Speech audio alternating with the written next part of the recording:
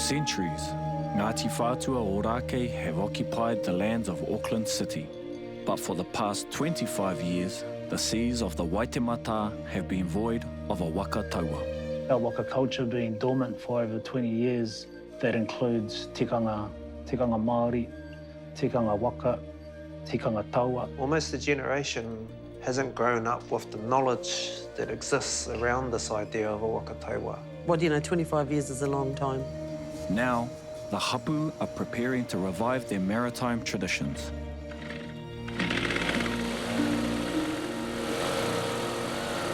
A new waka is being constructed, and with it, the traditions of Ngāti Whātua o Rākei are being restored. This was carried on Māhuhu o te Rangi and will be carried on the waka.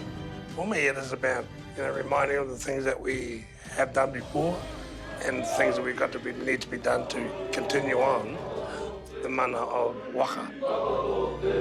We have leaders such as Barania Scott. As an experienced weaver, she's been able to help lead and guide our kairaranga and our wahine, whakarake I te waka. That's one part of a library that's been missing for ages, and we found the keys to the door to open it up again. Over 6 episodes will follow Ngāti Whātua o Rākei as they prepare to return to the glistening waters of the Waitematā. We've been tangata whenua for a long time, and now we can go and be tangata moana. Join us. This is Te Kawau ki Tai.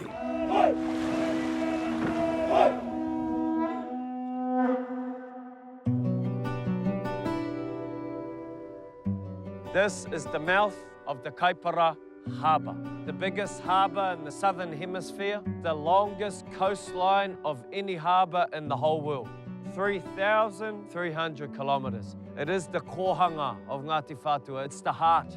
It's the centre of the tribe. This is our rohe. There ain't no other iwi in that line. The whole lot is Ngāti Whātua.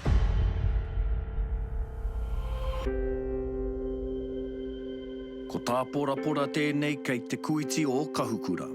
I konei e kite ana te taketakinga mai o Ngāti Whātua.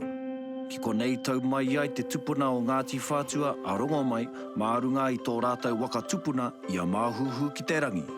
Mahuhu landed here, right here. They say around 1250. Tēnei takiwa, this is where Rongomai put up his wharekura. Kei konei, te wairua o tātou mātua tūpuna.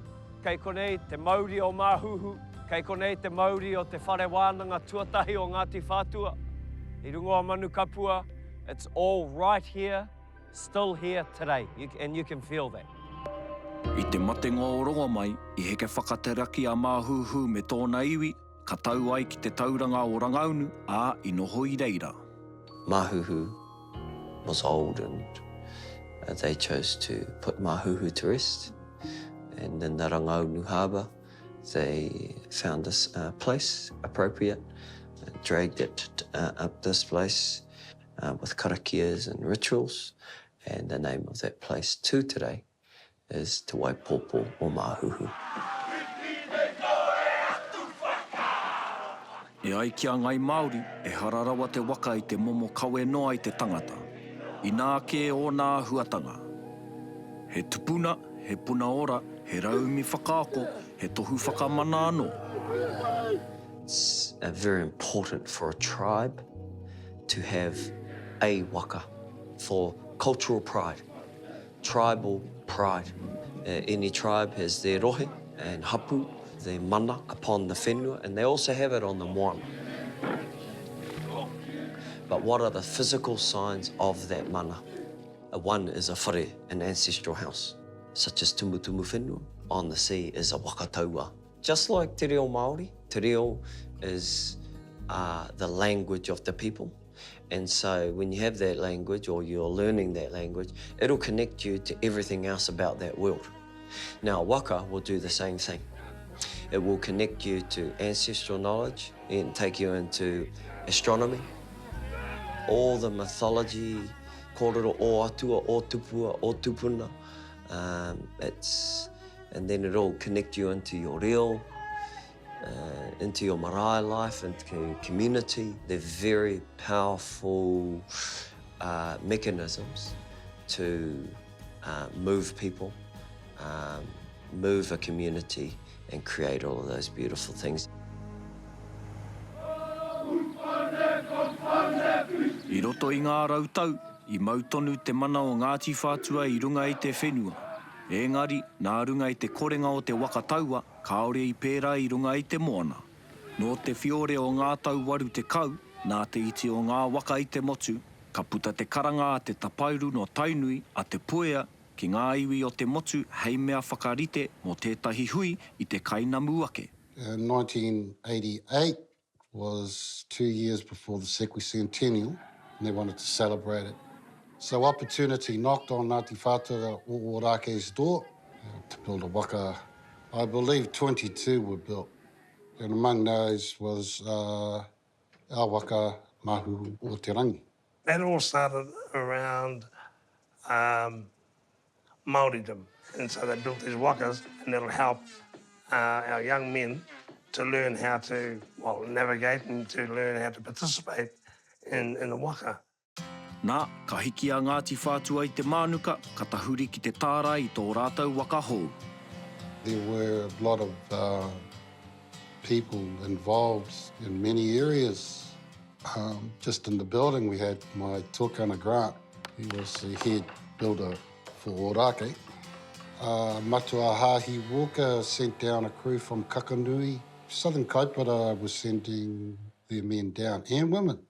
There were actually women who were part of the construction of Māhuhu. Māhuhu is a limo. There's no two ways about it. It was built for comfort. Fully dressed, that's with this taurapa on. It's 37.5 metres long. It's a 2.1 metre beam, which is its width. You fit 80 kaihoi, 40 each side, and then you can fit really easily another person in between, which is 120, and you can actually put another 2 in between. You can put 4 people on the seat. Absolutely huge. Nō nā e waihanga tia ana, ka muia e te rangatahi I tai ake ki te tiro. We ended up going into this big warehouse, saw Uncle Grant standing there, you know, next to this long-ass piece of wood, which was to be the new waka, Māhuhu o te Rangi, you know, for us. I was 14, so, you know, I just recall all of the dust, the smell. It reminded me of the wharenui when they were carving, because there were carvers there at the same time. Then a few months later, it was a dawn ceremony outside the current Auckland Transport building now, where we launched Mahuhu. And I remember just saying, man, I really want to be part of this. I don't care how, I don't care what I have to do, just let me be part of this. I want to be part of that team. E oti ai taua whakarewanga, I nui ngā whakaritenga me tutuki. Ko te tuatahi, ko te whai kaihoi. Started that campaign by going to the fairly young youthful FM. No waiata haururu o Tamaki Makaurau, we got it. Auckland's hottest music. Initially, they came in their dribs and drabs, and then it was a flood. We were lucky that we had relations from Ngā Puhi and across the motu that were prepared to come in and sit and paddle on him. Oti ana te whai kaihoi, ka tīmata te mahinui. I remember seeing buses and cars going, what the hell? There's 100 men in there. Three lines or 4 lines just running. That was like amazing. Some of them getting a haul with us running on the road, but you know, we're like the army, just running. And that was a part of our training. And then it was with paddles, and the paddles were like, man, 20 kilo. And you're trying to do kai ke te wiwi on that. With those things, you get a sore arm. You don't get the full extension, you just put your arm like that. We had no waka. And so we ended up getting the forms from out the wharenui, put them out on the Aotearoa and set it up, and we got brooms and sticks and practicing all our waka. Rere ana ngā whakaharatau, he whakatau nui whakaharahara hei whakatatu mā te iwi. Ko wai hei kai hautu. Now, Rex was a good football player. He had this intelligent attitude, which I felt was pretty good. So Rex became our kaihautu, and he did a great job. Tau ana ngā kaihoi, tau ana hoki a Rex hei kai hautu, ka eke ki te whakarewanga. Beautiful day. I had no idea where I was going to go. I think we should have done a run-through on this, but too late. I hui a Ngāti Whātua whānui kia whai wāhi ai ki tēnei tuāhuatanga whakahirahira. Ka tangi te pūtātara, ka tūtaki tauhau atu a Māhuhu ki te Waitematā. Ka tākina ngā karakia, ka waiatatia ngā himene, he tutuki hanganui ka aoti. I knew I had to do a job. If I showed fear, it was just going to transfer to the crew. And I put on my best face, and we got through it. He oi, I te tauhau o te nuinga o ngā kaihoi, e harai te mea I maramara keke noa. The ego was very, very high. And this is our waka, this is our tui, we're going to get something new. But one of the things that we didn't have was the buoyancy. You got to have a bit of buoyancy to put the weight down and push the waka down.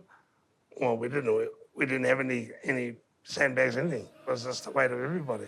So we were sitting pretty high. And the fellas up the front, the young ones up the front, there was no water because it was too way down the bottom. Couldn't reach. Once we were in the open water, it was... I didn't even think about putting the brakes on. They just wanted to go, you know. Months and months of training for that moment. That was massive. It was a massive thing for an impressionable 12-year-old. I remember standing down at Okahu Bay. I was very proud watching them come up and approach the shore and then hearing all the karanga just beaming towards them, you know, and it was just amazing. It was an amazing feel. I was proud of my dad, watching him, you know, work with his cousins to maintain our mana on the water. Ka tahi anoa Ngāti Whātua ka hoki ki ngā wai o te Waitematā. We've been tangata whenua for a long time, and now we can go and be tangata moana. I tēnei te renga, ka rukuhia ngā pānga o Māhuhu ki tōna iwi. Having that feeling with your close cousins and the strength that that brings, makes me emotional. Ko ngā piki me ngā heke. We weren't able to maintain the waka as a waka. He ao waka taua hou. The first major milestone is always putting in the first cup. Me te rewanga o tētahi reanga kaihoi hou. I'm so excited, I can't wait. 25 years is a long time. I a Ngāti Whātua ka tohe ki te whakarauora I ana tikanga whakatere waka.